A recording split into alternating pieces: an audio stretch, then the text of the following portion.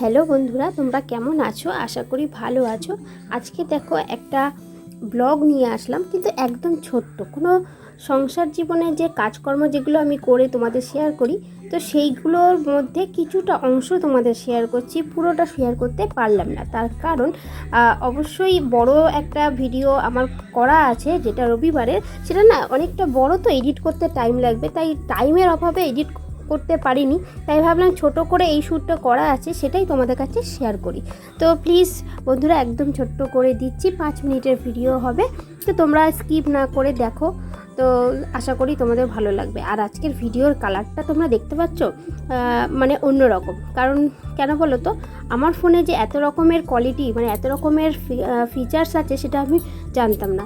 তো এটা তোমাদের দাদা ভাই, মানে আমার হাজবেন্ড বার করেছে খুঁজে, তো তখনই এই কালার দিয়ে দেখো ভিডিওটা করেছে। তাই ভাবলাম যে ঠিক আছে, এটাই নাই তোমাদের কাছে শেয়ার করছি। তো দেখো আমি এখন কি রান্না করব বলো তো, পনিরের তরকারি। এটা কী বারের ভিডিও বলো তো, এটা হচ্ছে শনিবারের ভিডিও। তো শনিবার দিনকে নিরামিষ খাই যেহেতু, তাই পনিরটা রেখেছিলাম পনিরের তরকারি করব বলে। তো পনিরের তরকারিটাই রান্না করে নিচ্ছি। অন্যদিন যার কাছ থেকে পনির নিই, সেই তো মানে তার কাছ থেকে পনির না নিয়ে আজকে যে আমাদের দুধ দিতে আসে তার কাছ থেকে পনিরটা নিয়েছিলাম, যে একবার ব্যবহার করে দেখি মানে কীরকম টেস্ট হবে। তো সত্যি কথা বলতে পনিরটা নিয়ে কিন্তু ফ্রিজে রেখেছিলাম, বেশ অনেক দিন হয়ে গেছে। তো দেখতেই পাচ্ছ কাটছি, একদম নরম, খুব সুন্দর। কিছুক্ষণ আগেই আমি বার করে নিয়ে আসলাম পনিরটা, তবুও কত নরম। আর আমরা আগে যেখান থেকে নিতাম তার পনিরও ভালো, বলবো না যে খারাপ, কিন্তু পনির রাখলে না শক্ত হয়ে যেত। আর এই পনিরটা দেখলেই বুঝতে পারছো আমি যখন কাটছি যে একদম পুরো নরম। আর রান্না করেছি, রান্নার কিন্তু টেস্টটাও আছে, একদম পুরো নরম তুলতুল করছে। আর এইভাবে পনির কাটতে আমার ভীষণ ভালো লাগে। আর পনিরটা তরকারি কারা কারা, মানে পনির খেতে কারা কারা ভালোবাসো, তো অবশ্যই জানো। আমার মনে হয় পনির হয়তো সবাই ভালোবাসে। পনির হচ্ছে দুধের জিনিস, আর দুধের জিনিস খেতে অনেকে হয়তো পছন্দ করে না। যারা দুধ খেতে পছন্দ করে না তারা হয়তো এই পনির জিনিসটাকে পছন্দ করবে না। আর আমি দুধের জিনিস সব কিছুই পছন্দ করি। পনির, দই, দুধ, মিষ্টি, রাবড়ি, যাই বলো না কেন, দুধের জিনিস আমার খুব প্রিয়।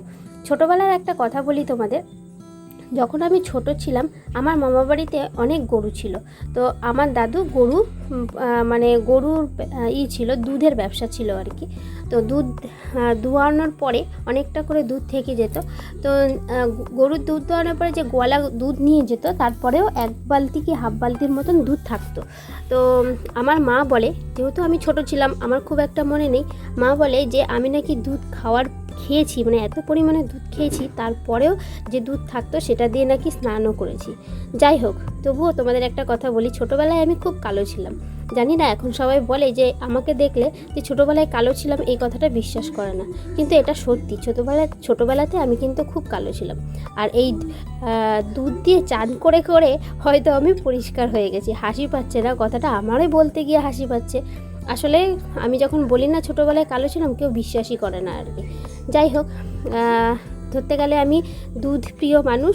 ছোটোর থেকে দুধ খেয়েছি, দুধ খেতে বেশ ভালো লাগে, আর দুধের জিনিস তো খুবই ভালো লাগে। তো দেখো পনিরটাকে আমি নুন হলুদ মাখিয়ে নিয়েছি, এবার আমি রান্না করব। চলো রান্নাটা কী করব তোমাদের একবার বলে দিই। পনিরের তরকারি, এখানে উচ্ছেটা কেটে নিয়েছি, আর ওখানে আছে উচ্ছে পাতার বড়া। সেই উচ্ছে পাতা, যে উচ্ছে পাতাগুলো আমি আমাদের ওই বাড়ির থেকে, মানে আমার বাপের বাড়ির থেকে নিয়ে এসেছিলাম। তো ঘরে বেসন ছিল না, দিদিভাইয়ের কাছ থেকে একটু বেসন নিয়ে তারপর বড়াগুলো করে নিচ্ছি।